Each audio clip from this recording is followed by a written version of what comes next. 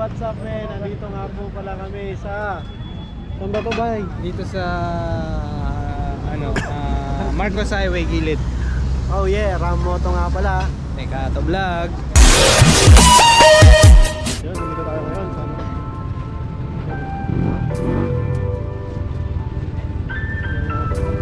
So, maano pa na?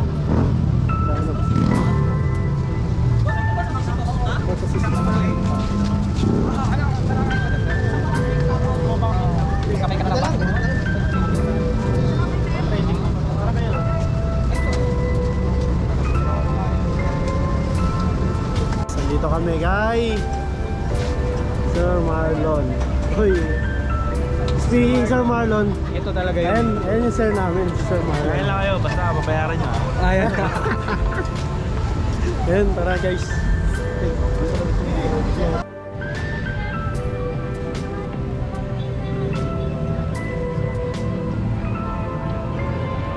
Yung taba po mo isa yan. Lagay mo daw doon sa isa. Vlogger yan. Baka ano. Oo, nakakalay ko. Uy, grabe, overload ako. Ano oh? Kaya ano eh. Overload. Dito yan oh, kay Sir Marlon.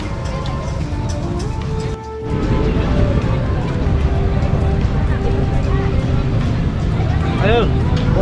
So, alam nyo, walang problema kung simple lang yung pinakain natin. Simple lang yung mga laging bagay na meron tayo. Basta thankful ka, mapagpasalamat ka. Doon po tayo masaya. Tama. Yan, matutumbasan kahit anong malaga.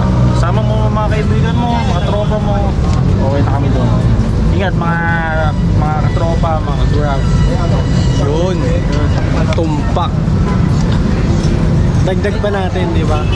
Yung mga ganitong pagkakataon is a memory. Good memory. Na darating yung araw, babalik-balikan na lang natin. Darating araw, hindi mo na Panoorin na lang natin. Ay, oo pala, siomay.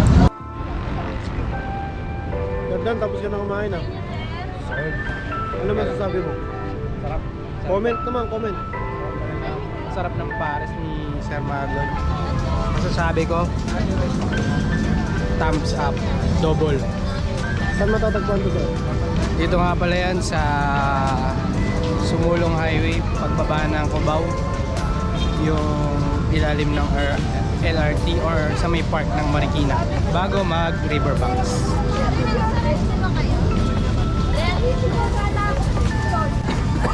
Sa inyo, sir? May sponsor kami nga pala sa Sir Marlon. At kagandahan, anli pa ang kanilang gulaman. Shoutout sa iyo sir, salamat. Ba't sa akin nakaharap si Sir Marlon? Ay, ayan pala si Sir Marlon. Sir, salamat sa iyo ah. Salamat po sa inyo sa oras nyo. Shy type po ako. Introvert ka ba, sir? Introvert? Introvert, pero hindi ko alam yung spelling na. Wala.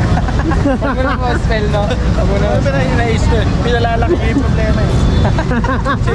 Simpleng bagay eh. Mamalakihin pa yun, sir. Talaga, oh. So, yun. Ayan ang guest namin ngayon, si Sir Marlon.